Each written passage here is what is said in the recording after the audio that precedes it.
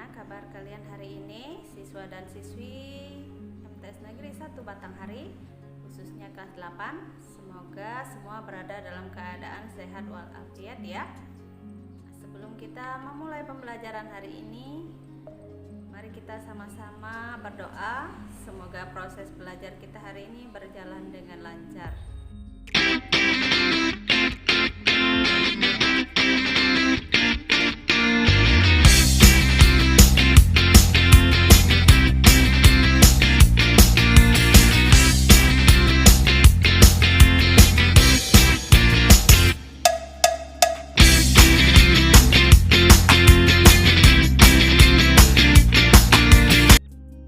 Benda dikatakan bergerak apabila mengalami perubahan kedudukan dari tempat semula.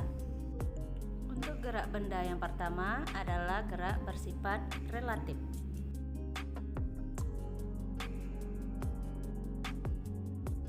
Perhatikan contoh ini ya.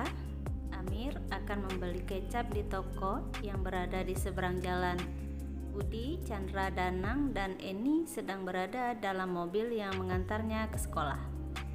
Apakah mobil bergerak terhadap Amir, Eni, dan pohon di tepi jalan?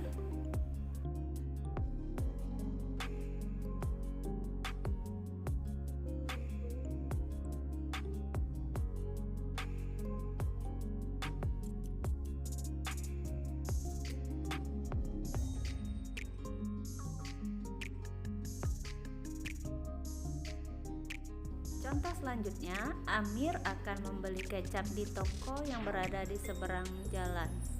Budi, Chandra, Danang, dan Eni sedang berada di dalam mobil yang mengantarnya ke sekolah. Apakah mobil bergerak terhadap Pak Sopir dan Budi? Apakah penumpang bergerak terhadap Pak Sopir? Semua jawabannya tidak. Berarti gerak itu bersifat relatif. Sekarang kita lihat yang kedua, gerak semu dan gerak sebenarnya.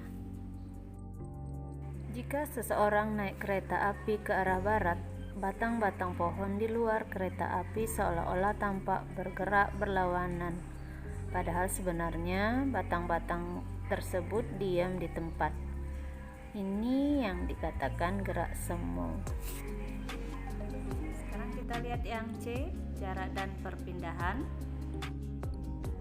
Jika dari titik P sebuah benda bergerak dengan lintasan ditunjuk arah panah menuju titik Q, kemudian ke titik R, maka benda tersebut bergerak dengan menempuh jarak PQ ditambah QR, sehingga perpindahan benda dari P ke R. Selanjutnya D, kecepatan dan kelajuan. Kecepatan adalah kelajuan yang disertai dengan arah dan alat ukurnya adalah velocity meter. Jadi kecepatan merupakan besaran vektor yang mempunyai nilai dan arah. Kalau speedometer, alat untuk mengukur apa ya kira-kira? Kita lanjut macam-macam gerak menurut lintasan. Yang pertama adalah gerak lurus, berarti lintasannya berupa garis lurus. Yang kedua gerak lengkung, berarti lintasannya berupa garis lengkung. Sedangkan yang ketiga gerak melingkar, berarti lintasannya berupa lingkaran. Sekarang kita lihat macam-macam gerak menurut kecepatan. Ada dua, yaitu GLB, gerak dengan lintasan lurus dan kecepatannya tetap setiap saat. Contoh, gerak mobil mainan di bidang yang rata. Yang kedua, GLBB adalah gerak dengan lintasan lurus dan kecepatannya berubah setiap saat. Contoh, benda jatuh bebas. Yang kedua, naik sepeda kemudian direm. Perhatikan ilustrasi berikut ini ya.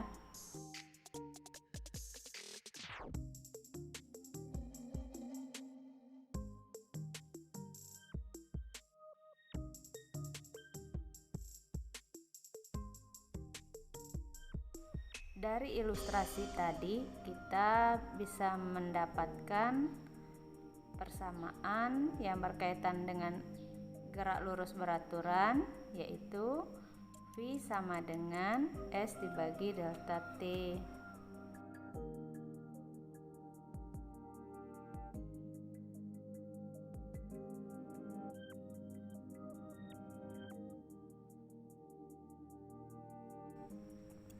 Kecepatan rata-rata adalah jarak total yang ditempuh dibagi selang waktu yang diperlukan untuk menempuh jarak total tersebut. Secara matematis didapat rumus V rata-rata sama dengan S dibagi delta T.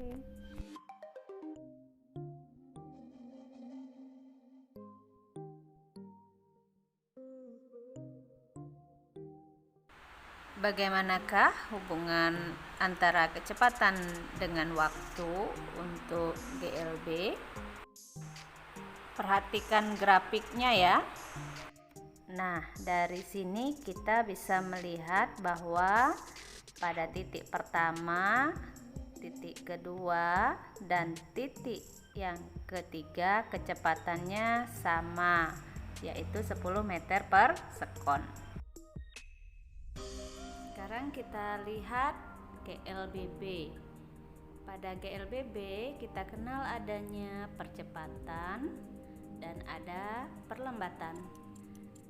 Percepatan atau disebut juga dengan akselerasi adalah perubahan kecepatan persatuan waktu. Secara matematis kita dapatkan rumusnya A sama dengan delta V dibagi T.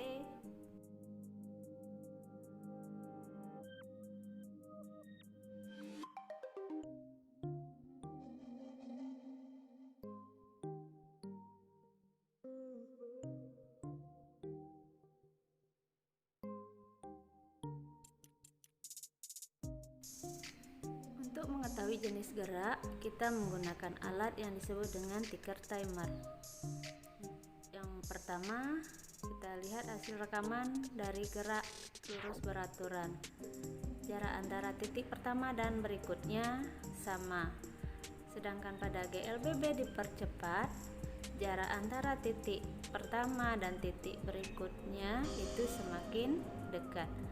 Dan GLBB diperlambat, jarak antara titik pertama dengan titik berikutnya itu semakin jauh.